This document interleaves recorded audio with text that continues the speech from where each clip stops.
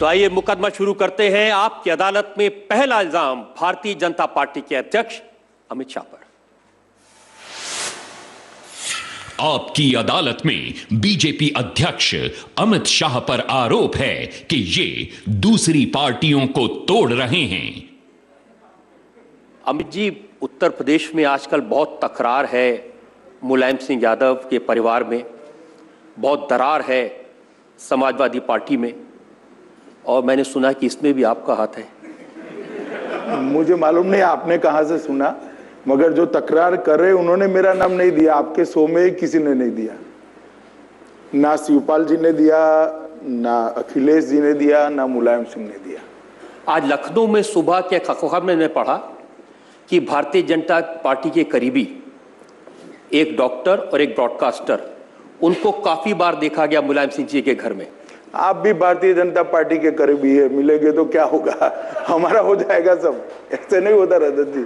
Bharatiya Janata party के करीब में देश में करोड़ों लोग हैं और सब मिलते रहते हैं, और मैं नहीं मानता कि इसके मिलने से मुलायम सिंह जी जैसा एक परिपक्व नेतृत्व, इतना बड़ा नेतृत्व कोई बात में, कोई झांसे में आएगा। दरअसल में जो झगड़ा है वो सपा सरकार ने 4.5 साल में भ्रष्टाचार कर कर जो संपत्ति इकट्ठा की है उसके बंटवारे का झगड़ा है और कोई कारण नहीं। लेकिन आपको लगता है कि अगर समाजवादी पार्टी बिखरती है उत्तर प्रदेश में तो इसका नुकसान होगा बीजेपी को? देखिए, बिखरे न बिखरे ये तय है, समाजवादी पार्टी को जाना है और 2/3 बहुमत से भारतीय जनता पार्टी को आना है। इसमें मैं नहीं मानता कि ये घटनाक्रम बहुत बड़ा रोल प्ले करने जा रहा है, क्योंकि सपा बसपा सपा 15 साल से जो घटनाक्रम चला है, और विगत 15 सालों में देश के कई राज्य ऐसे हैं रजत जी जो विकास के मामले में बहुत आगे निकल गए। उत्तर प्रदेश से भी कम संभावना वाले राज्य बहुत आगे निकल गए, जैसे मध्य प्रदेश, छत्तीसगढ़, गुजरात, गोवा, अब झारखंड, महाराष्ट्र भी अब पटरी पे चढ़ रहा है। उत्तर प्रदेश के पास जितना पानी है, जितनी फर्टाइल लैंड है, माँ गंगा और यमुना की कृपा है, बहुत सारी नदियां यहां से इकट्ठा होती है, और जब उत्तर प्रदेश का विकास नहीं होता है तो मैं मानता हूं कि शासन करने वालों का ही दोष है। और ये 15 सालों में हर जगह पे विकास हुआ है सिवाय उत्तर प्रदेश के। देखिए, जो लखनऊ की राजनीति को समझते हैं उनका कहना यह है कि अगर इस पार्टी में बिखराव होता है समाजवादी पार्टी में तो उसका फायदा बीएसपी को होगा, क्योंकि जो मुस्लिम वोटर्स 19% हैं वो सारे के सारे एन ब्लॉक फिर बहुजन समाज पार्टी को वोट देंगे और बीजेपी पीछे रह जाएगी। मैं मानता हूं कि भारतीय जनता पार्टी अपनी सफर का वो मकाम पार कर चुकी है कि दूसरों की वीकनेस हमारी स्ट्रेंथ होगी। आज भारतीय जनता पार्टी उत्तर प्रदेश में हमारे नेतृत्व पर प्रजा को जो भरोसा है, मेरी पार्टी के जो सिद्धांत है और मेरी पार्टी के करोड़ों कार्यकर्ताओं की जो फौज है, उसके आधार पर चुनाव में जा रही है। हमने एक विश्वसनीय नेतृत्व देश को दिया है जिसकी दुनिया में स्वीकृति है, और उत्तर प्रदेश के अंदर लगभग 87% बूथ के अंदर भारतीय जनता पार्टी की बूथ कमेटी बनी हुई है। एनालिसिस करने वाले चुनाव के पहले एनालिसिस कर सकते हैं, जो करते हैं। मैं मतगणना के बाद की बात बताता हूं कि बिखराव हो न हो, जो हो वो हो, भारतीय जनता पार्टी 2/3 बहुमत से यूपी में सरकार बनाने जा रही है। अगर इतनी मजबूत है भारतीय जनता पार्टी तो पिछले कुछ महीनों से, जैसा मायावती जी कहती हैं, आप बीएसपी का रिजेक्टेड माल क्यों ले रहे हैं? अभी हमारे केशव जी ने एक पत्र लिखा था मायावती जी को कि रिजेक्टेड माल की सूची पहले घोषित कर दीजिए आप। उनके यहाँ तकरार यह है कि टिकटें बेची जा रही हैं, जिनको बेचारे के पास पैसा नहीं है टिकट का देने का, वो कोई और पार्टी में जा रहे हैं और वो रिजेक्ट कर रही है। लेकिन यही वो लोग हैं ना जो आपकी पार्टी में आ रहे हैं, बड़े बड़े नेता, वो भी उस लेन देन में शामिल रहे होंगे। नहीं दिया है तब तो यहाँ है, देने वाले वहां है, सब दे देते तो टिकट ही मिल जाता वहां से। लेकिन अगर देखिए, उनका मामला ही वही है कि टिकट का रेट बढ़ा दिया है बहन जी ने, हम दे नहीं सकते इसलिए यहाँ आए। बहन जी ये पूछती हैं कि अगर हमारी पार्टी इतनी हारने वाली है, नंबर 3-4 की पार्टी है, तो कौन पैसे देगा टिकट के? देखिए, पर इसलिए तो नहीं दे रहे हो, परसेप्शन का सवाल है। पैसे कौन देगा नहीं देगा इसका सवाल नहीं है। जब पैसे मांगने की व्यवस्था होती है, इसके विरोध में वो लोग बसपा को छोड़कर आ रहे हैं। लेकिन बहुत सारे अमित शाह जी ऐसे नेता हैं जो बड़े रिस्पॉन्सिबल पोजीशन पर थे बहुजन समाज पार्टी में, जिम्मेदार पदों पर थे, और उनका कहीं ना कहीं इस पूरे अकाउंटिंग में, लेन देन में, पैसे में कहीं ना कहीं हाथ रहा है। मैं नहीं जानता मायावती जी अपने परिवार के अलावा किसी को पैसे के मामले में भरोसा करती होगी। मेरे पास ऐसी जानकारी नहीं है रजत जी। लेकिन ये नेता जब तक बीएसपी में थे तब तक खराब थे, और ये हमने तो नहीं कहा कभी इनके नाम से। आपकी पार्टी के नेताओं ने, सब नेताओं के बारे में मायावती और बसपा के बारे में ही कहा है, बसपा की नीतियों के बारे में ही कहा है। जो नेता भारतीय जनता पार्टी में हमने उनको प्रवेश दिया है, उसकी भारतीय जनता पार्टी की एक कमेटी है 9 लोगों की, शिव प्रताप शुक्ला जी की अध्यक्षता में। वो उसकी पूरी छानबीन करती है, नीचे से रिपोर्ट देती है, उसके बाद में ही प्रवेश की प्रक्रिया समाप्त होती है। या फिर भारतीय जनता पार्टी गंगा मैया है, डुबकी लगाते ही आदमी अच्छा हो जाता है? देखिए रजत जी, मैं पार्टी का अध्यक्ष हूं। मेरी पार्टी में जो आएगा वो मेरी पार्टी को अपने रास्ते से भटका नहीं पाएगा, इसका मुझे भरोसा है। जनता को मुझे जवाब देना है, मैं ठीक तरह से जवाब। लेकिन भारतीय जनता पार्टी के पास उत्तर प्रदेश में अपना कोई नेता नहीं है, इसलिए बहुजन समाज पार्टी के बड़े बड़े नेताओं को, स्वामी प्रसाद, बहुत सारे नेता भारतीय जनता पार्टी के पास है, सवाल ही नहीं। सबसे ज्यादा एमपी ही हमारे पास है। नेता नहीं होते एमपी कैसे बनते? वहां तो हारने वालों की फौज खड़ी है, जीते हुए तो सारे हमारे पास ही है भैया। 80 में से जीते हुए 73 एमपीज आपके पास में है, एनडीए के पास, लेकिन एक ऐसा नेता नहीं मिला जिसको चीफ मिनिस्टर के तौर पर प्रोजेक्ट कर सके। देखो, ऐसे उकसाकर आप नाम निकलवाने का प्रयास मत करिए, मैं बोलूंगा नहीं रजत जी। अभी भारतीय जनता पार्टी ने तय नहीं किया है कि हम चीफ मिनिस्टर का नाम प्रोजेक्ट करेंगे या नहीं करेंगे। जब करेंगे तब जरूर मीडिया से साझा करेंगे।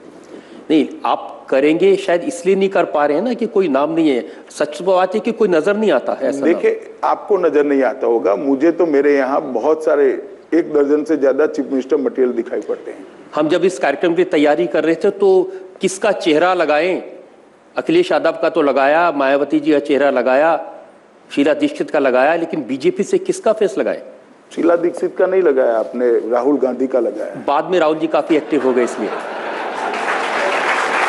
और मेरा भी इसलिए लगाया है क्योंकि मैंने आने के लिए आपको हाँ बोला था। लेकिन जैसे झारखंड में मुख्यमंत्री तय किया, असम में मुख्यमंत्री प्रोजेक्ट किया, तो उत्तर प्रदेश में करेंगे कि नहीं करेंगे? नहीं, ऐसे महाराष्ट्र में नहीं किया था और जगहों पे नहीं भी किया था। तो जहां झगड़ा है वहां नहीं करते हैं, जहां नेता है नहीं वहां नहीं करते हैं? ऐसा नहीं है। देखिए रजत जी, चुनाव की रणनीति को सिर्फ झगड़े के चश्मे से देखना ठीक नहीं। देखिए, जब सर्वे करते हैं तो उसमें अखिलेश यादव सबसे पहले नाम आता है, मायावती जी का नाम नंबर 2 पे आता है, लेकिन भारतीय जनता पार्टी का कोई नेता नहीं है, तो इसलिए कोई प्रोजेक्ट भी नहीं। मगर वोट सर्वे में सबसे ज्यादा भारतीय जनता पार्टी को मिलते हैं, तो कमल को ही वोट देते। नेता के बगैर इतना वोट देते तो नेता होगा तो कितना देंगे, सोचिए आप। तो हम इंतजार करेंगे आप किसको नेता प्रोजेक्ट करते हैं। जी। अगर भारतीय जनता पार्टी के बारे में कोई लोग सवाल पूछना चाहते हैं, ऐसे लोग जो पार्टी से जुड़े ना हो तो बेहतर होगा। जी, हेलो सर, अभी कुछ दिन पहले गडकरी जी का एक बयान आया था कि अच्छे दिन गले की हड्डी बन गया। सर, वो अच्छे दिन की परिभाषा क्या है? जबकि आलू जो 25 रुपए किलो बिक रही है, अरहर की दाल 150-175 रुपए किलो बिक रही है। अब गिर गया है, शायद मालूम नहीं है आपको। मैं बताता हूं अच्छे दिन की परिभाषा क्या होती है। कंडे और लकड़े जलाकर एक गरीब मां चूल्हा जलाकर 400 सिगरेट जितना धुआं दिल में उतार देती है, फेफड़े में, और उसके घर पर उज्ज्वला योजना का गैस पहुंचता है, उसको अच्छे दिन कहते हैं। हर बार पूरे उत्तर भारत के अंदर यूरिया के लिए लाठियां भांजनी पड़ती थी और किसान को यूरिया नहीं मिलता था। 2 साल से पूरा यूरिया जितना चाहिए वो किसानों को मिलता है, उसको अच्छे दिन कहते हैं। 68 साल तक 15,000 गांवों में बिजली नहीं पहुंचाते हैं, उसको बुरे दिन कहते हैं, और 15,000 में से 9700 गांवों में जब बिजली पहुंच जाती है उसको अच्छे दिन कहते हैं। अभी आज से लेकर 37 ईयर के बाद, 37 साल के बाद डीएपी और खाद के दामों में प्रति थैली 150 से लेकर 350 तक दाम कम होता है, उसको अच्छे दिन कहते हैं। किसान की जमीन कैसी है, भूमि कैसी है, इसका परीक्षण सरकार कर एक सॉइल हेल्थ कार्ड लेकर देती है, उसको अच्छे दिन कहते हैं। 60 करोड़ परिवार ऐसे होते हैं जिनके पास परिवार में से 60 करोड़ लोग ऐसे होते हैं जिनके पास परिवार में से एक भी बैंक अकाउंट नहीं होता है, और उसमें से 15 करोड़ लोगों का और वो सभी के सभी परिवारों का बैंक अकाउंट खुल जाता है, उसको अच्छे दिन कहते हैं भैया। और मैं बताता हूं कि जब राज्य सरकार और केंद्र सरकार उनके कामों का जो विभाजन है, मैं उत्तर प्रदेश के मतदाताओं को बताना चाहता हूं। बिजली राज्य सरकार की जिम्मेदारी है, पानी राज्य सरकार की जिम्मेदारी है, शिक्षा राज्य सरकार की जिम्मेदारी है, स्वास्थ्य राज्य सरकार की जिम्मेदारी है, और अनाज जो भेजा जाता है, जो खाद्यान्न भेजा जाता है केंद्र से, उसके बंटवारे की भी राज्य सरकार की जिम्मेदारी है। और अगर यूपी में ये सब ठीक नहीं होता है तो मैं कहना चाहता हूं, यूपी में एक बार हमें मौका दे दीजिए। सपा, बसपा, कांग्रेस सबको दिया है, हमें दे दीजिए, यहां पर भी अच्छे दिन आ जाए। लेकिन काला धन वापस आ जाएगा, खातों में 15 लाख रुपए आ जाएंगे, तभी तो अच्छे दिन आएंगे। देखिए रजत जी, इस बारे में कई बार बात हो चुका है। काले धन वापस लाने की 2 जरिए है, एक तो काला धन जनरेट न हो, और दूसरा काला धन जो विदेश में गया है उसको वापस लाना। विदेश में गया है उसको वापस लाने के लिए भी बहुत सारी प्रक्रिया हुई, मैं पूरा 1 घंटा उस पर बता सकता हूँ, मगर जनरेट ना हो इसके लिए भी बहुत बड़ा काम हुआ। दोनों मोर्चे पे बहुत अच्छा काम हुआ है, मगर एक कॉम्प्लेक्स टाइप का एक सवाल है। मुझे भरोसा है हम जब तक दोबारा चुनाव में जाएंगे, ये सवाल रजत शर्मा पूछे ऐसी स्थिति हम नहीं छोड़ेंगे। अमित जी, एक ब्रेक के लिए रुकते हैं, एक ब्रेक के रुकेंगे, और ब्रेक के बाद आपकी अदालत में भारतीय जनता पार्टी के राष्ट्रीय अध्यक्ष अमित शाह पर जनता के इल्जामात और सवालात का एक और दौर।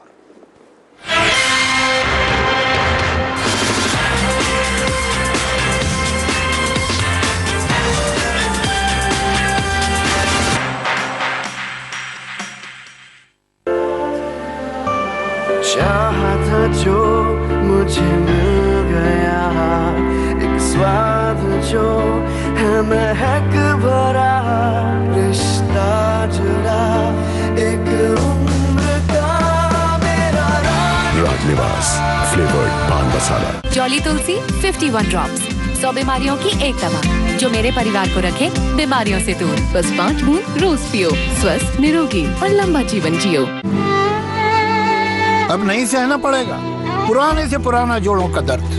डॉक्टर आर्थो है तमाम जोड़ों के दर्द की बेजोड़ दवा। सॉरी यार, मुझे लड्डू नहीं मिला। खास चीजें हो या इन्वेस्टमेंट, अलग अलग जगहों पर रखने में ही समझदारी है। इसीलिए म्यूचुअल फंड्स ये आपके पैसों को अलग अलग जगहों पर इन्वेस्ट कर मार्केट के रिस्क को कम करते हैं। म्यूचुअल फंड, सेविंग का नया तरीका।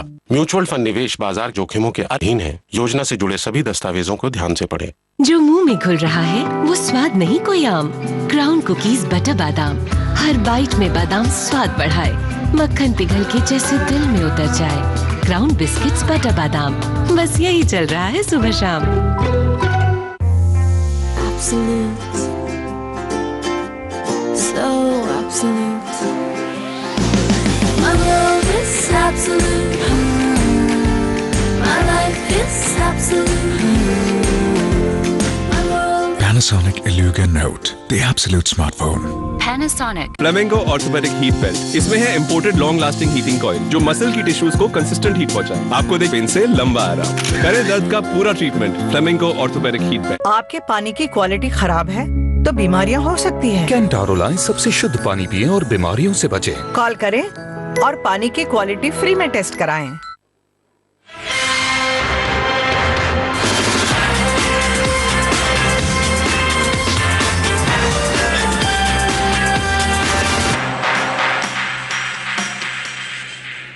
उत्तर प्रदेश की राजधानी लखनऊ में चुनाव मंच में इस विशेष अदालत में आपका एक बार फिर से स्वागत है। हमारे साथ हैं भारतीय जनता पार्टी के राष्ट्रीय अध्यक्ष अमित शाह। आपकी अदालत में अगला हिस्सा।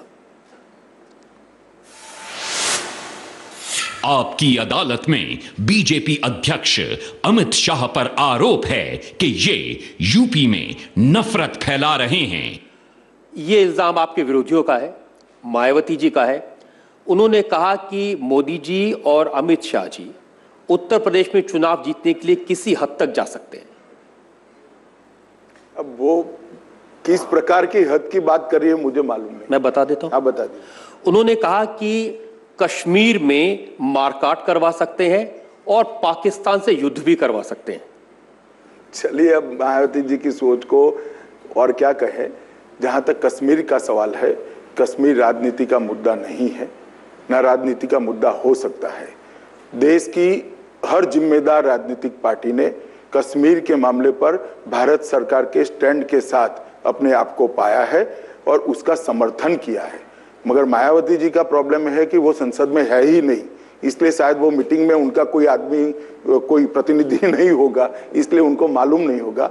राजनाथ सिंह जी की अध्यक्षता में देश की सभी राजनीतिक दल जो संसद में जिनका प्रतिनिधित्व है उनके साथ एक बैठक हुई थी, साझा रणनीति बनी थी और भारतीय जनता पार्टी की सरकार, नरेंद्र मोदी सरकार उस रणनीति पर ही आगे हो रही है। मैं मानता हूं कि इस मामले में राजनीति नहीं करनी। और दूसरी बात और गंभीर है, उन्होंने कहा कि पाकिस्तान से युद्ध करा सकते हैं मोदी जी। राजा जी, मुझे लगता है कि ना ये मेरे जवाब देने लायक सवाल है, ना आपने पूछने जैसा सवाल है। इस बात का कोई स्तर नहीं है। मायावती जी को इतना मालूम होना चाहिए, 2014 में भी हम उनके खिलाफ लड़े थे। पाकिस्तान के युद्ध क्या, यूपी में कोई गोली भी नहीं चली थी और उनकी सीट शून्य हो गई थी। उनको हराने के लिए इतना बड़ा जंग करने की जरूरत नहीं है। लेकिन अखिलेश यादव कहते हैं कि खौफ फैला रही है भारतीय जनता पार्टी, नफरत फैला रही है। पहले लव जिहाद के नाम पर फैलाया था, अब गौ हत्या के नाम पर। नहीं, गौ हत्या के नाम पर भारतीय जनता पार्टी ने कोई खौफ फैलाने की बात नहीं करी है। मुझे मालूम नहीं अखिलेश जी ने कहां से ऐसा खौफ पाल लिया है। उनका कहना है कि गौ हत्या के सवाल पर जब प्रधानमंत्री बोले तो काफी देर से बोले। जो गौरक्षक बनकर लोगों को, दलितों को जो लोग परेशान कर रहे थे, उनके सवाल पर। वो ठीक है हर मुद्दे पर, और वैसे ही गौरक्षक लॉ एंड ऑर्डर का मुद्दा है। अखिलेश जी क्या बोले इसके बारे में? लॉ एंड ऑर्डर स्टेट का जिम्मा है। मैं अखिलेश जी को पूछता हूं कि भाई आप क्या बोले? प्रधानमंत्री तो देर से बोले, चलिए, मगर आप तो अभी तक नहीं बोले। आज सुबह खूब बोले, आज मैंने उनसे बात की थी, काफी बोले।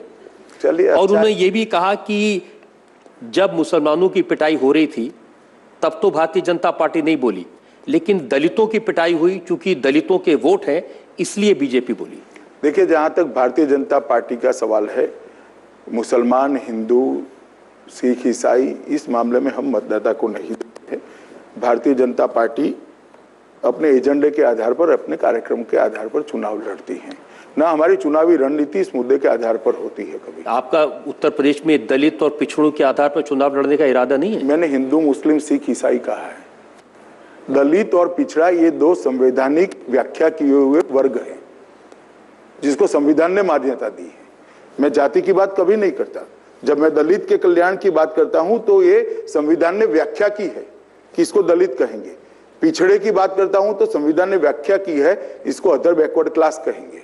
तो ये संवैधानिक व्याख्या में पिछड़े के अंदर यादव की बात नहीं करता, ना दलित के अंदर जाटव की बात करता हूं।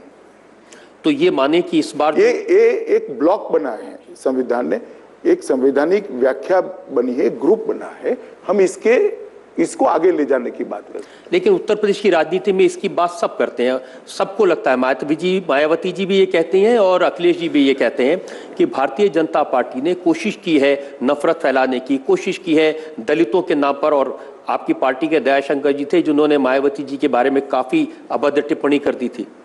देखिए, मैं मानता हूं दयाशंकर जी ने जो टिप्पणी करी थी वो दुर्भाग्यपूर्ण है और खुद दयाशंकर भी मानते हैं, इसलिए उन्होंने क्षमा मांग ली।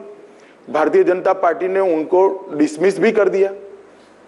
मगर नसीमुद्दीन जी ने जो दयाशंकर की बेटी के लिए शब्द प्रयोग किया, मैं पूछना चाहता हूं मायावती जी को, एक छोटी बच्ची के लिए ऐसी अभद्र भाषा का प्रयोग करने वाले व्यक्ति के लिए, नसीमुद्दीन के लिए आपने क्या किया? कुछ नहीं किया। और ना आप मायावती को पूछ सकते हो, ना वहां पहुंच सकते हो। बताइए, आप पहुंच सकते हैं वहां पूछने के लिए? आएगी नहीं वो। ये बात आपकी सही है कि वो सिर्फ अपनी बात कहती है, सवालों के जवाब नहीं देती हैं। हम तो देते हैं जनाब। इसीलिए आप यहां हैं। जी जी जी। एक और सवाल उठ रहा है, वो है मंदिर का। आज अखबारों में पढ़ा कि नवंबर में राम मंदिर बनना शुरू हो जाएगा। देखिए, भारतीय जनता पार्टी का स्टैंड स्पष्ट है कि आपसी समझौते से या तो अदालत के आदेश से राम जन्मभूमि का मंदिर का काम शुरू हो सकता है, और ये हमने हमारे चुनावी घोषणा पत्र में भी कहा है। लेकिन अब फैसला कब आएगा वो अदालत पे निर्भर है, समझौता कब होगा वो दोनों पक्षों पर निर्भर है। लेकिन अमित जी, जब भी उत्तर प्रदेश में चुनाव आते हैं तो फिर विश्व हिंदू परिषद या बजरंग दल जैसे लोग राम मंदिर के बारे में बात क्यों करने लगते हैं? क्यों, इनको अधिकार नहीं है अपनी बात करने का? चुनाव के वक्त ही याद आता है। चुनाव के बगैर भी आता है, मगर चुनाव के वक्त सिर्फ आप दिखाते रहो। वो तो चुनाव के बगैर भी बोलते हैं। चुनाव खत्म होने के दूसरे दिन वीएचपी को पूछो, वही कहेंगे। वो तो इतने सालों से यही कह रहे हैं। लेकिन इसकी चर्चा तो होती है जब चुनाव के वक्त। मैं यही कह रहा हूं, मीडिया उसको चुनाव के वक्त ही उठाता है। मुद्दे की चर्चा तो 12 महीने करते हैं जो करने वाले हैं। हाँ, लेकिन ये भी कहते हैं कि मंदिर वहीं बनाएंगे, तारीख नहीं बताएंगे। नहीं, तारीख कैसे बता सकते? मैंने कहा ना, जब अदालत का फैसला आएगा या दोनों पक्षों के अंदर कोई समझौता मतलब एक बात पर तय होगा, तब जाकर मंदिर बनेगा। क्या इसकी तरफ से केंद्र सरकार कोई प्रयास करेगी? नहीं, अदालत में केंद्र सरकार प्रयास नहीं समझौता कराने के लिए। समझौता कराने में भी वो दोनों पक्ष समझौता करे वो ही अच्छा है। वो करे, सरकार की जो भूमिका है इसके लिए अगर दोनों पक्ष इकट्ठा होकर कुछ करते हैं तो जरूर करेंगे। या जनता से लोग सवाल पूछना चाहते हैं। माननीय अध्यक्ष जी,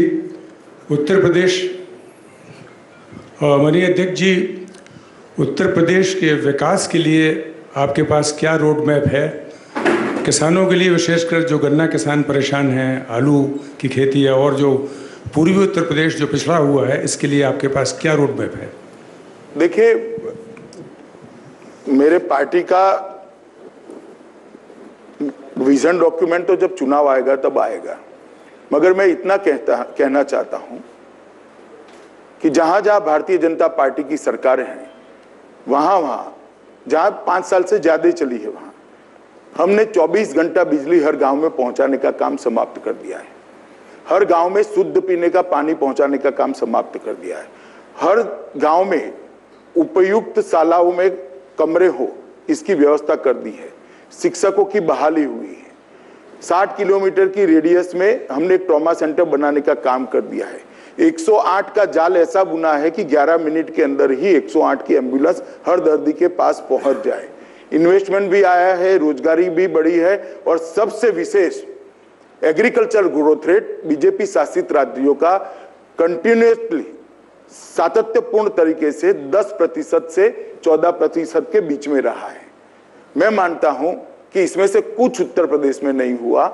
हम इतना भी अगर कर लेते हैं तो उत्तर प्रदेश का ग्रोथ रेट 15% से ज्यादा हो जाएगा। और मैं मानता हूं कि पूरा पोटेंशियल उत्तर प्रदेश के अंदर है। यहाँ मेहनत कश युवा है, यहाँ जिसके पास पढ़ाई लिखाई किया हुआ युवा है, गंगा जमुना का पानी है, 100 फीट का पानी का लेवल है, और किलोमीटरों तक एक ही लेवल वाली फर्टाइल लैंड है। मगर यहाँ व्यवस्था नहीं है, अच्छा शासन नहीं है। कोई मथुरा करता है, कोई बुलंदशहर में उलझ जाता है, कभी चाचे भतीजे उलझ जाते हैं, कभी बुआ भतीजा उलझ जाता है, न जाने कितने कितने लोग कुछ न कुछ करते रहे। विकास के अलावे सपा बसपा ने सब कुछ किया है, सिर्फ विकास नहीं किया है। और अभी उत्तर प्रदेश की जनता जान चुकी है। मेरा एक ही एजेंडा है कि आपने कांग्रेस को, सपा को, बसपा को, सबको मौका दिया है, भारतीय जनता पार्टी को भी दिया है। जब कल्याण सिंह और राजनाथ सिंह जी की सरकारें थी, हमने यहाँ अच्छा परफॉर्म किया था, गुड्स डिलीवर करने का प्रयास किया था, मगर दुर्भाग्य से राजनीतिक कारणों से सरकारें गिरी। मगर इस बार अगर भारतीय जनता पार्टी के पास बहुमत आता है, अब देश में स्थिरता का माहौल है, राज्य सरकारें जलती गिरती नहीं है और भारतीय जनता पार्टी उत्तर प्रदेश को मैं मानता हूं कि देश का सर्वप्रथम राज्य बनाने के लिए कोई कसर नहीं छोड़ेगी। अमित जी, आज मैंने सुबह अखिलेश यादव जी को, उत्तर प्रदेश के मुख्यमंत्री को आंकड़े बताए थे जो कानून व्यवस्था से रिलेटेड है, क्राइम से रिलेटेड है। तो उन्होंने कहा कि आप दूसरे राज्यों के देख लीजिए, बीजेपी शासित प्रदेशों के देख लीजिए, मध्य प्रदेश के, हरियाणा है, आंकड़ों में मत है, तो प्राथमिकी ही दर्ज नहीं होती, आंकड़ा कहां से आएगा? आप तो प्राथमिकी ढूंढोगे भाई।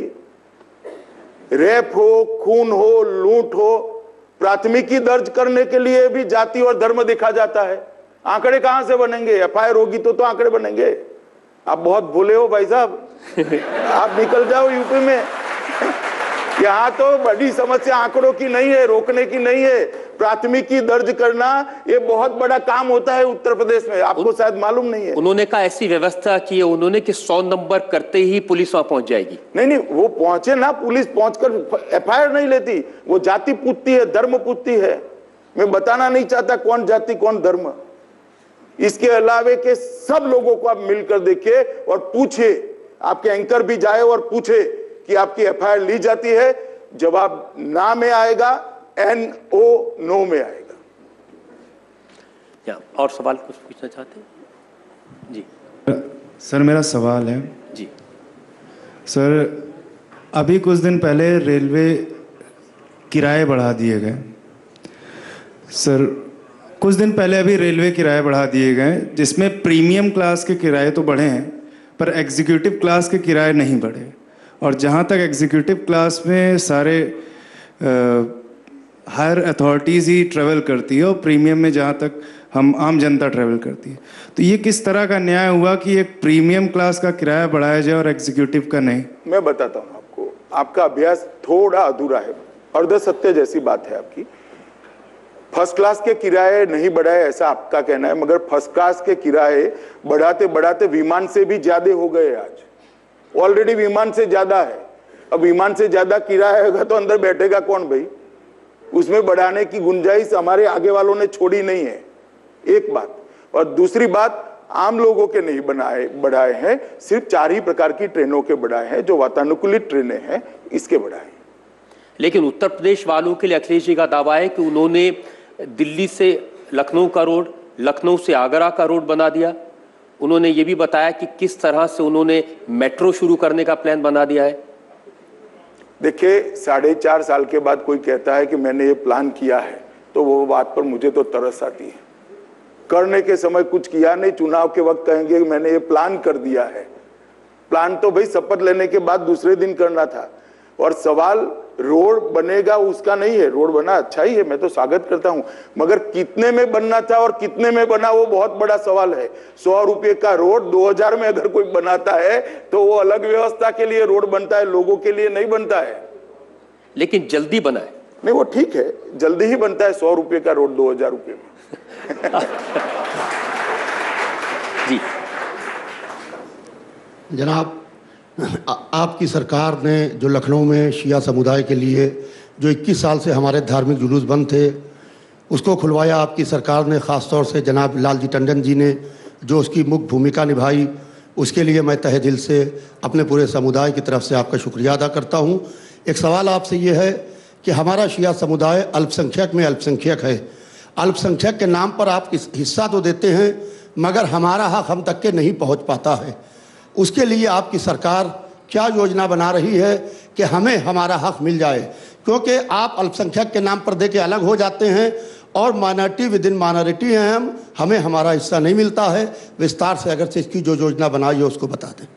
मौलाना साहब, योजना तो तब बनेगी जब आप इसकी जरा सार्वजनिक बहस कराइए, थोड़ा सार्वजनिक बहस कराइए, ऐसा करना चाहेगा सरकार, उस पर जरूर विचार करेगी। इस तरफ से सर मेरा प्रश्न है, हेलो, मोदी जी ने कहा कि 2 साल के बीतने जा रहे हैं, उन्होंने बोला कि रोजगार देंगे, 2 लाख रोजगार हर साल देंगे। क्या मैं राष्ट्रीय अध्यक्ष जी से पूछना चाहता हूं कि उत्तर प्रदेश में या पूरे देश में कितने लोगों को रोजगार अभी तक दिया जा चुका है? मैं बाकी सारी बातें बताना नहीं चाहता, सिर्फ मुद्रा बैंक योजना के तहत 3,78,00,000 युवा ऐसे हैं जिनको स्वरोजगार के लिए हमने लोन दिया है, और 3,78,00,000 लोगों में से, जरा ठीक से सुन लेना, 3,78,00,000 लोगों में से 3,44,00,000 लोगों ने अपना अपना रोजगार का काम शुरू कर दिया है। साहब नौकरी देने की बात हुई। नौकरी और रोजगार दो अलग शब्द हैं। मोदी जी रोजगार बोलते हैं, नौकरी किसको दिया? नौकरी नहीं बोले हैं मोदी जी, रोजगार बोले हैं। जी आप यहाँ। हाँ। हेलो सर, मैं अनीस अंसारी हूँ। हेलो। मुझे एक छोटी सी बात अर्ज करनी है। पिछले 3 सालों से माननीय प्रधानमंत्री जी कई फोरम से ये कह चुके हैं कि उनकी सरकार की और पार्टी की पॉलिसी है कि सबका साथ होगा और सबका विकास करने की कोशिश की जाएगी। मैं आपसे गुजारिश करना चाहता हूं कि क्या 2017 और 2019 के इलेक्शन में जब आप टिकट का वितरण करेंगे उसमें क्या मुस्लिम पसमानदा तबका, बैकवर्ड्स मुस्लिम्स, आप टिकट को विकास मानते हैं? सर बहुत बड़ी उन्होंने सबका साथ सबका विकास कहा है भैया। पहले मेरी बात सुनिए, उनका कंसेप्ट क्या है? किसी को प्रायोरिटी नहीं दी जाएगी, किसी का अपीसमेंट नहीं होगा। एक गांव में अगर बिजली पहुंचती है तो सभी के लिए पहुंचेगी, दलित के लिए भी पहुंचेगी, मुस्लिम के लिए भी पहुंचेगी, हिंदू के लिए भी पहुंचेगी। शुद्ध पीने का पानी पहुंचेगा तो सबके लिए पहुंचेगा। सर पावर के बिना, पॉलिटिकल पावर के बिना कोई कम्युनिटी तरक्की नहीं करती। मायावती जी ने कहा कि वो 100 टिकट देंगी मुसलमानों को।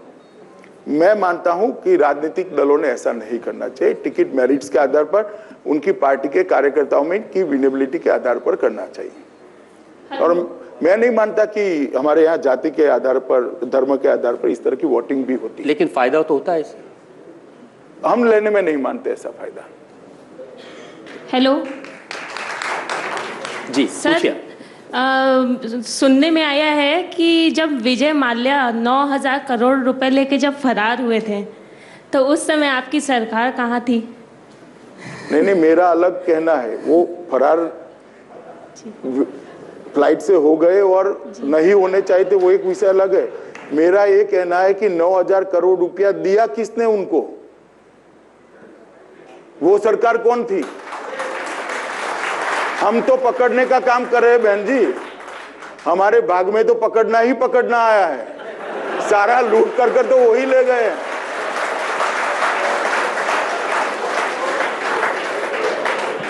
और भी सवालात और भी इल्जामात मेरे पास में है। हम एक ब्रेक रुकेंगे और ब्रेक के बाद आपकी अदालत में भारतीय जनता पार्टी के राष्ट्रीय अध्यक्ष अमित शाह पर इल्जामात और सवालात का एक और दौर।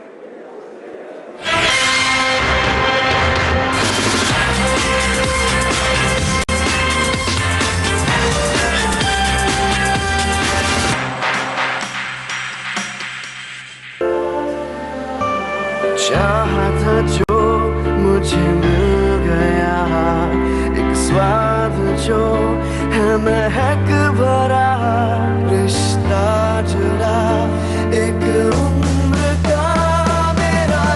राजनिवास फ्लेवर्ड पान मसाला। श्वाबे को विश्वास है कि प्रकृति के पास है आपके हर सवाल का जवाब।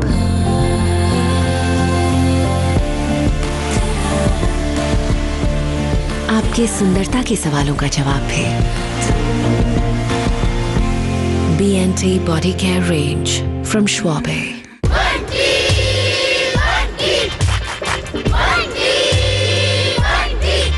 हम सबके अंदर है एक चैंपियन और इस चैंपियन के लिए फॉर्च्यून सोया बड़ी का दम।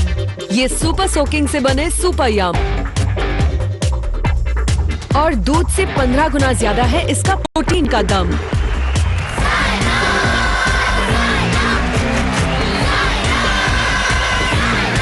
फॉर्च्यून सोया बड़ी, यम जो दे चैंपियंस को दम। दिल चाहता है रजाई में बैठकर मूंगफली खाई जाए, कैंप फायर के सामने चाय की चुस्कियां लगाई जाएं, 12 महीने बस बर्फ ही पड़ती रहे। दिल चाहता है कि इस दिल को आज फिर हराया जाए, बेटी को फिट होकर दिखाने का वादा आज फिर निभाया जाए। आप अपने वादे निभाएं, हम अपने वादे निभाएंगे। Health and wellness solutions from ICICI Lombard। ICICI Lombard, निभाएं वादे। तू मुझसे आगे जरूर है, पर मुझे तेरी जरूरत है। शुक्रगुजार हूं मैं तेरा। एक तेरे पीछे चलते चलते मैं कितनों से आगे निकल गया। कुछ कर ऐसा दुनिया बनना चाहे तेरे जैसा। रजनीगंधा।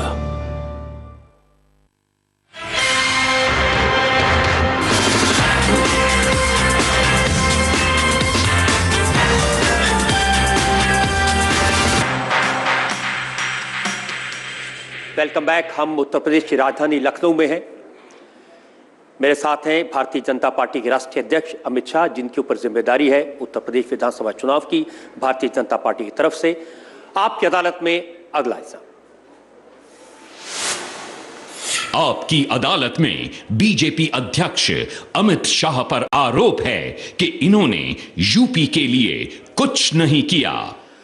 अमित जी, ये शिकायत उत्तर प्रदेश के मुख्यमंत्री अखिलेश यादव ने की जब वो आपकी अदालत में आए। उन्होंने कहा कि इतना बहुमत दिया, इतने एमपीज दिए उत्तर प्रदेश ने।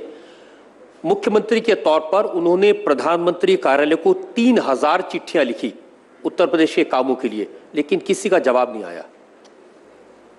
देखिए, 3000 चिट्ठियां अगर लिखी होगी तो उस पर से ही आपको इसकी क्वालिटी का अंदाज आ गया होगा कि 3000 चिट्ठियां कोई मुख्यमंत्री प्रधानमंत्री को लिखता है तो क्या लिखता होगा। खैर, छोड़िए उस विषय को।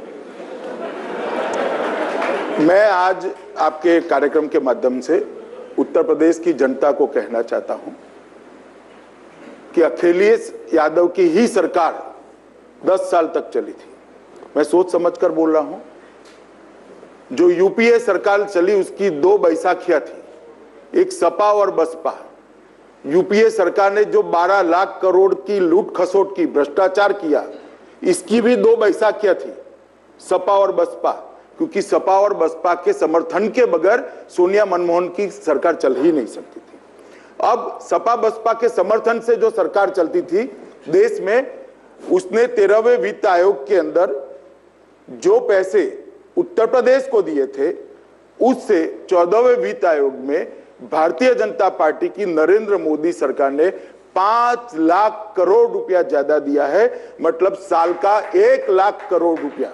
और मैं जिम्मेदारी के साथ ये आंकड़ा कहना चाहता हूं कि हम हर साल यूपीए सरकार से 1 लाख करोड़ रुपया यूपी को ज्यादा दे रहे हैं, ऑलरेडी दे रहे हैं। अब मैं अखिलेश से पूछना चाहता हूं कि भैया अखिलेश जी, ये 1 लाख करोड़ रुपया कहां गया, इसका हिसाब आप कल सुबह ही प्रेस कॉन्फ्रेंस कर यूपी की जनता को दे दीजिए। एक बात, जहां तक भारतीय जनता पार्टी की सरकार का सवाल है, उज्ज्वला योजना आई।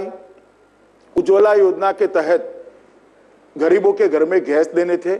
हमने अब तक एक ही साल में 30 लाख गरीबों के घर में गैस पहुंचाने का काम एक साल के अंदर किया है। और 68 साल के अंदर पूरे उत्तर प्रदेश में 50 लाख गैस बटे थे। मैं अखिलेश को हिसाब दे रहा हूं। ये अपना गोरखपुर का कारखाना, खाद का कारखाना 22 सालों से बंद था। उनके समर्थन वाली सरकारें 16 साल चली।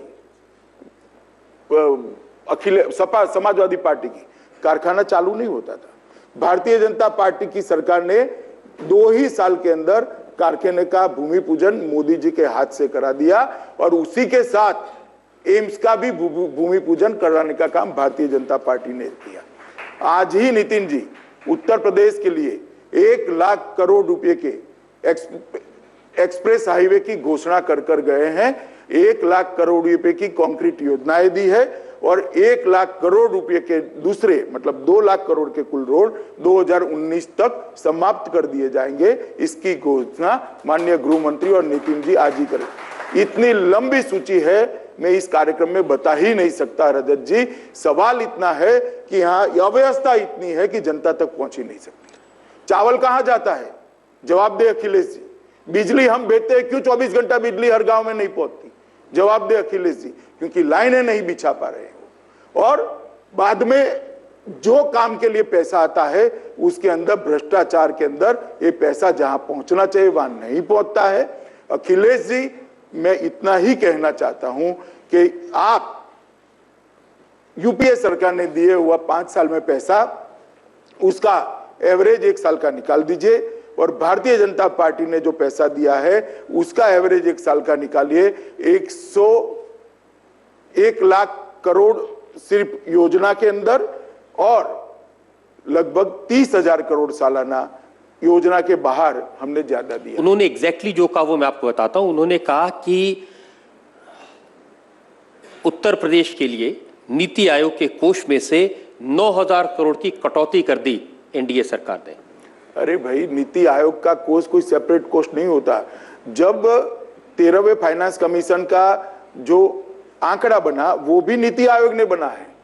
एक हेड में 9,000 करोड़ कम हो गया और एक हेड में 1 लाख करोड़ रुपया ज्यादा हो गया, तो उन्होंने इतना कहना चाहिए कि 91,000 ज्यादा दिया है। आपको सिर्फ 9,000 ही बता रहे हैं वो। आप कह रहे हैं कि बिजली नहीं दी, उन्होंने कहा वाराणसी को 24 घंटे बिजली देते हैं। मेरा अखिलेश जी से रिक्वेस्ट है कि हर गांव में 24 घंटा बिजली दे। इतनी बिजली भारत सरकार आपको देने के लिए तैयार है। आप अगर उठाने के लिए तैयार हो, आपके पास व्यवस्था है। सिर्फ वाराणसी की चिंता मत करिए और करना भी नहीं चाहिए। हर गांव के अंदर 24 घंटा बिजली पहुंचानी चाहिए। अगर आप नहीं पहुंचा सकते हो, जगह कर दो, हम पहुंचा कर दिखा देंगे। लेकिन आपने भी तो उत्तर प्रदेश के लिए बड़े बड़े काम हाथ में लिए थे। प्रधानमंत्री जी ने कहा था कि मां गंगा ने बुलाया है। गंगा की हालत तो सुधरी नहीं। गंगा की हालत सुधारने के लिए काफी प्रयास किए हैं। 1100 करोड़ रुपए के कामों की शुरुआत भी हो चुकी है। टोटल 20,000 करोड़ रुपया खर्च कर गंगा के काम को सुधारने की जरूरत है। मगर वहां पर भी राज्य सरकार जब तक किनारे पे आए हुए गांव और शहरों के अंदर जो घन कचरा है, मतलब सॉलिड वेस्ट है और लिक्विड वेस्ट है, ये दोनों का मैनेजमेंट ठीक से नहीं करती या केंद्र सरकार को करने नहीं देती, तब तक गंगा को शुद्ध करना नामुमकिन है। और जितने भी फैक्ट्रियों का प्रदूषित पानी गंगा में जाता है वो स्टेट सब्जेक्ट है तीनों। इसीलिए तो मैं कहता हूं कि एक बार यूपी की जनता हमें अधिकार हो दे, शासन भी निर्मल हो जाएगा, गंगा भी निर्मल हो जाएगी। लेकिन यूपी की कमान हाथ में मांगने के लिए आजकल राहुल गांधी भी उत्तर प्रदेश में बहुत दौरे कर रहे हैं और वो कह रहे हैं कि किसान रो रहा है। आपने जो किसान से वादे किए थे, किसान जरूर रो रहा है। जिसके हिस्से में खटिया नहीं आई वो किसान बेचारा रो रहा है। जो रह गए वो रो रहे हैं। उन्होंने कहा कि मोदी जी ने डीजल पर जो कीमत कम हुई थी उससे 3 लाख करोड़ रुपए कमा लिए एक्साइज बढ़ा करके, लेकिन किसान तक नहीं पहुंचा। देखिए, किसान को कैश देना जरूरी नहीं है। आप डीएपी के और यूरिया के रेट में 350 रुपया प्रति थैली कम कर देते हो तो किसान को वो 350 रुपया मिल ही जाता है भैया। कैश देने की सिस्टम उन्होंने बनाई थी जिन लोगों को बीच में से कुछ खाने की आदत थी। हम तो चीज ही सस्ती कर देते हैं तो किसान को सीधा मिल जाता है। लेकिन उन्होंने ये भी कहा कि जो छोटे किसान हैं उनका कर्ज माफ नहीं किया और जो बड़े उद्योगपति हैं उनका 1,10,000 करोड़ का। मेरा राहुल जी से रिक्वेस्ट है कि 10 साल में उन्होंने जो किया है वही हमें पूछे। 10 साल तक क्यों नहीं किया उन्होंने? भूल गए होंगे। तो फिर अब ना पूछे ना, अभी क्यों याद आ गया? रजत जी, राहुल जी की कोई रिलेवेंसी नहीं है। मेरी बात मानकर चलिए। कांग्रेस उत्तर प्रदेश के अंदर वोट कटवा पार्टी है। सपा और बसपा ने उनको 10 साल समर्थन दिया है। अब कांग्रेस उनको जितवाने के लिए चुनाव के मैदान में है। कहां मुख्यमंत्री देने की बात है भैया, कहां शासन देने की बात है? आप तो कांग्रेस को फाइट में ही नहीं मानते हैं। मतलब दूरबीन लेकर भी नहीं दिखाई पड़ती। लेकिन उनको चुनाव लड़वाने वाले वही प्रशांत किशोर हैं जिन्होंने आपको राष्ट्रीय लेवल पर चुनाव लड़ाने में मदद की थी। ठीक है, मैं उनको अब क्या कहूं आगे, चुनाव के नतीजे सब बता देंगे। उनकी तो कोशिश है कि इस बार प्रियंका गांधी को मैदान में उतारेंगे। वो कांग्रेस पार्टी का फैसला है, राहुल जी को पूछकर करना चाहिए। तो उससे कोई बीजेपी को खतरा नहीं दिखता? ना, कोई दूर दूर तक कहीं खतरा नहीं है। उत्तर प्रदेश में कांग्रेस पार्टी इरिलेवेंट हो चुकी है। तो किससे आपकी मेन लड़ाई है? हमारी लड़ाई समाजवादी पार्टी से है। चाहे वो तकरार वाली पार्टी हो? फिर भी समाजवादी पार्टी से। जो लोग सवाल पूछना चाहते हैं जी। अमित शाह जी, मैं पूछिए। हाँ जी, उत्तर प्रदेश जैसे बड़े राज्य के लिए सुरक्षा एक अहम मुद्दा है और विशेषकर जब आबादी के अनुरूप पुलिस अधिकारी भी नहीं है, ऐसे में महिलाओं की सुरक्षा और उनका सरकार में किस तरीके की साझेदारी होगी, उस पर आपकी राय जानना चाहेंगे। देखिए, जहां तक सुरक्षा का सवाल है, सिर्फ पुलिस अधिकारी और पुलिस की जवानों की संख्या पर वो निर्भर नहीं है, राजनीतिक इच्छा शक्ति पर भी निर्भर है। और भारतीय जनता पार्टी की सरकारें जहां जहां बनी है, महिलाओं की सुरक्षा के बारे में, लॉ एंड ऑर्डर के बारे में हमने बहुत अच्छा काम किया है। मुझे भरोसा है कि आने वाले दिनों में उत्तर प्रदेश की जनता भारतीय जनता पार्टी के हक में अगर फैसला करती है तो हम इस स्थिति को सुधारेंगे, और ये कल्याण सिंह जी ने कर दिखाया था। अमित शाह जी, ये खास तौर पर इस सवाल के लिए जो इन्होंने सवाल पूछा, जहां भी कहीं सरकार के या राजनीति के प्रतिनिधि होते हैं और ऑडियंस में महिलाएं होती हैं, ये सवाल जरूर आता है। और वाकई में ये सवाल ऐसा है जो देश में हर माँ को, हर बेटी को हर्ट करता है।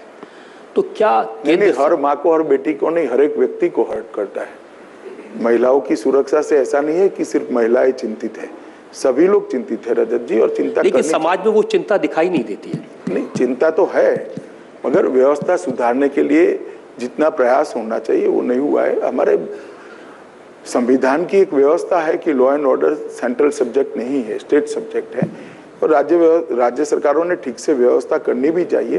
किसी भी पॉलिटिकल पार्टी की हो, हमारी भी हो, उसने भी करनी चाहिए, और हम इस पर बहुत ज़्यादा जोर भी देते हैं और अच्छे से सुधार करने का प्रयास भी करते हैं, और परिणाम भी मिले हैं भारतीय जनता पार्टी की सरकारों। आज ही अखिलेश जी ने जिक्र किया, गुड़गांव में बलात्कार की घटना हुई, उसका जिक्र नहीं हुआ। मीडिया ने जो बुलंदशहर में घटना हुई उसका बहुत ज्यादा जिक्र किया। देखिए, बलात्कार की घटनाओं का जिक्र किसी का भी हो, वो मैं तो ठीक नहीं मानता। उसकी रोकथाम करनी चाहिए, कड़ी से कड़ी सजा करानी चाहिए जिन्होंने ये जघन्य अपराध किया है उससे। मगर बुलंदशहर की घटना कोई आम घटना नहीं है। एक माँ और बेटी को एक दूसरे के सामने रोड पर से गाड़ी में से खींचकर बलात्कार करना, रजत जी, एक अलग प्रकार का क्राइम है। इसका गंभीरता, इसकी सीरियसनेस मुझे मालूम नहीं अखिलेश जी समझते या नहीं समझते। इसको आप रूटीन बलात्कार की घटना के साथ नहीं कंपेयर कर सकते। एक अलग प्रकार का क्राइम है जिसमें सड़कों पर आने जाने वाले यात्रियों की सुरक्षा से लेकर माँ बेटी के साथ में एक साथ बलात्कार हो, उसकी संवेदना से लेकर बहुत सारे मसले जुड़े हैं। इसको वो मैं पॉलिटिक्स के कारण नहीं कह रहा है, ये अलग प्रकार की घटना है बुलंदशहर की। उनको लगता है कि मीडिया अनफेयर है उत्तर प्रदेश की सरकार के साथ, उत्तर प्रदेश के मुख्यमंत्री के साथ। देखिए, उन्होंने, मैं मानता हूं कि लखनऊ के बाहर उत्तर प्रदेश को देखना चाहिए। मेट्रो, गोमती और हाईवे ये उत्तर प्रदेश नहीं है। रॉबर्ट्सगंज के कोई गांव में जाकर देखना पड़ेगा, देवरिया के कोई गांव में जाकर देखना पड़ेगा, या तो पूर्वांचल से एक बेटा बेचारा जाकर दिहाड़ी लेता है टैक्सी चलाकर, पत्नी भी घर पे बैठी है, बूढ़े माँ बाप भी घर पे बैठे, उसकी वेदना को समझना पड़ेगा। लेकिन एक बात उन्होंने जरूर कही, उन्होंने कहा, जब मैंने उनसे पूछा जमीन के कब्जों के बारे में, जब तरह तरह की खबरें छपती हैं, तो उन्होंने कहा कि अगर कोई मुझे शिकायत करे तो मैं उसके खिलाफ जरूर कार्रवाई करता हूं, वो किसी भी पार्टी का हो। अरे भाई, मथुरा में कोर्ट ने ही ऑर्डर किया था, 1 साल से कब्जा था। मैं नाम नहीं देना चाहता किसके कारण चल रहा था। कंप्लेन क्या, कोर्ट में केस चल रहा था, और हटवाने के लिए केस चल रहा है, इसका मतलब ये नहीं कि आप हटा नहीं सकते हो। नहीं हटा तो इसलिए केस हुआ है। शिकायत क्या भैया, सिर्फ अपने कलेक्टरों से शिकायत मंगा ले। उन्होंने कहा कि बीजेपी वाले थाने पे धरना देते हैं, डेमोन्स्ट्रेशन करते हैं, नारे लगाते हैं, लेकिन मुझे आकर कोई बताता नहीं कि किसने कहां कब्जा किया। मेरा ये कहना है कि सारे के सारे कलेक्टरों से इकट्ठा कर ले तो अपने आप मिल जाएगी शिकायतें कितनी हैं। अमित जी, एक सवाल है, राजनीति में अपराधियों का प्रवेश एक बड़ी गंभीर चिंता है देश के सामने। मोदी जी जब सरकार में आए थे तो उन्होंने कहा था फास्ट ट्रैक कोर्ट बनाई जाएगी, जो जनप्रतिनिधि जिन पे मुकदमे हैं 6 महीने के अंदर उनका फैसला किया जाएगा, लेकिन वो कहीं पहल होती दिखाई नहीं दे रही। बल्कि चर्चा यह है कि आपकी सरकार के कई मंत्री भी ऐसे हैं जिन पे आपराधिक मुकदमे हैं। तो राजनीति में अपराधियों का प्रवेश कैसे रोका जाएगा, क्योंकि जब जब चुनाव की लिस्ट आती है अपराधी हर पार्टी में नजर आते हैं। देखिए, जहां तक मोदी जी के स्टेटमेंट का सवाल है, उन्होंने यही बात भारत सरकार के विधि मंत्रालय के माध्यम से सर्वोच्च अदालत को भेज दी है कि इस प्रकार की कोर्टों की रचना करनी चाहिए। आगे का काम सरकार के हाथ में नहीं। आप पीछे से। समाजवादी पार्टी और बहुजन समाज पार्टी जो उत्तर प्रदेश की प्रमुख राजनीतिक दल है, उन्होंने बहुत पहले अपने प्रत्याशियों की घोषणा कर दी है उत्तर प्रदेश विधानसभा के लिए। आपकी ओर से अभी कोई घोषणा न हुई, न कोई तैयारी ऐसी कोई लगती है, तो कब तक आप घोषित करेंगे? देखिए, वो घोषित भी करते हैं और बदलते भी रहते हैं। हम घोषणा करने के बाद बदलना नहीं चाहते, इसलिए उचित समय पर कर देंगे। जी हाँ, माइक्रोफोन आप तक पहुंचेगा। हाँ,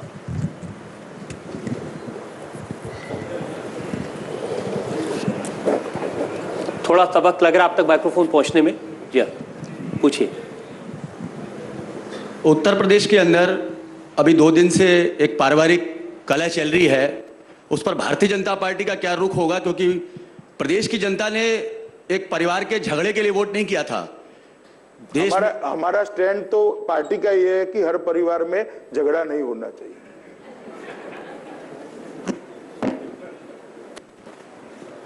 आदरणीय रजत जी एंड आदरणीय अमित शाह जी, आप दोनों को लखनवी नमस्कार।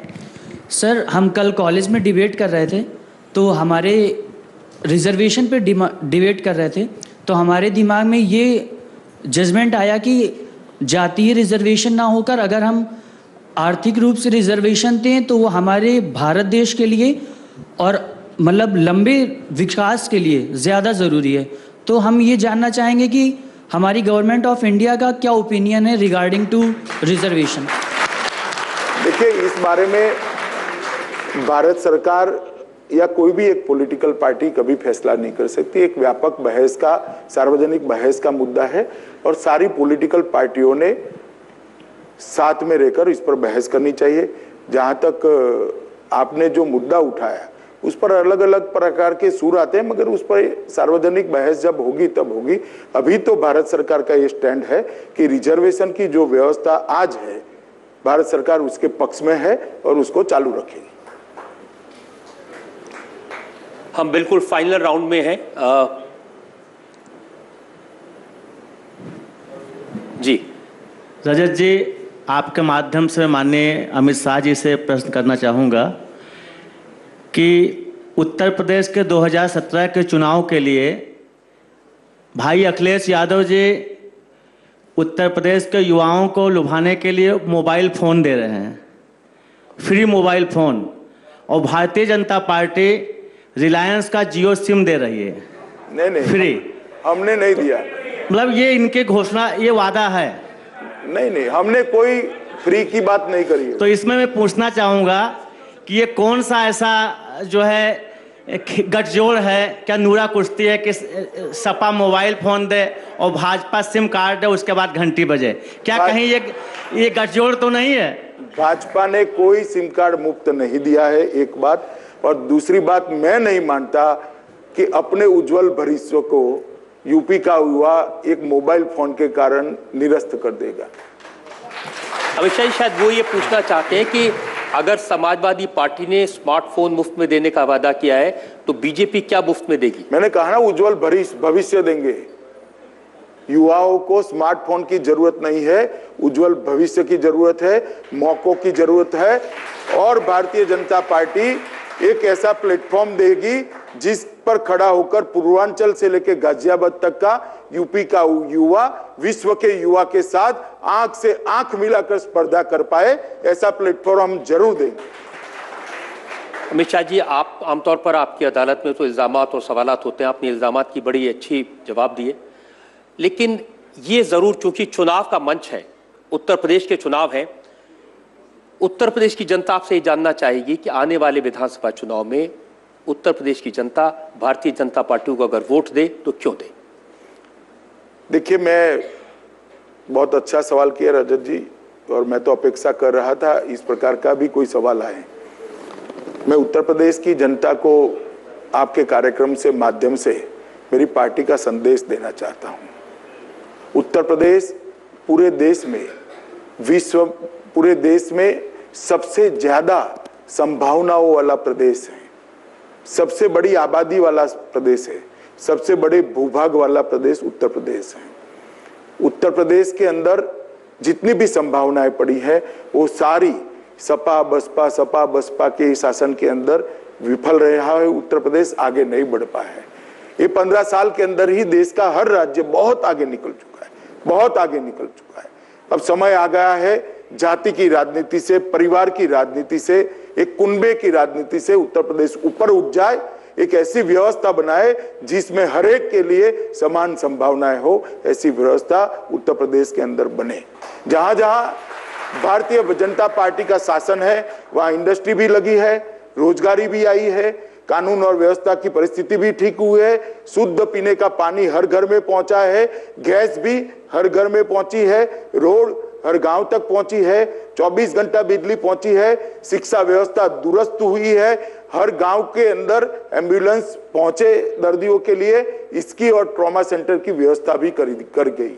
और ये सारी व्यवस्था राज्य सरकार ही कर सकती है।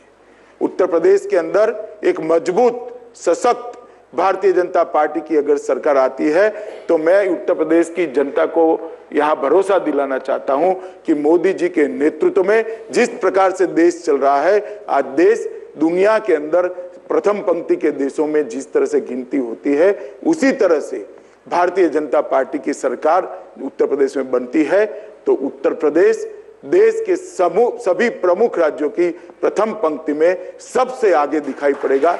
इस प्रकार का शासन है। निषाद जी, आपने सारे सवालों के जवाब दिए, बहुत धन्यवाद आपका।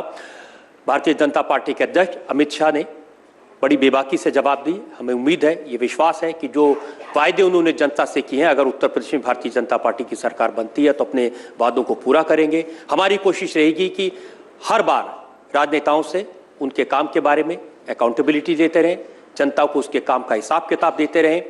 आज का ये मुकदमा यहीं खत्म होता है। आपसे मुलाकात होगी इस सेशन के बाद। नमस्कार।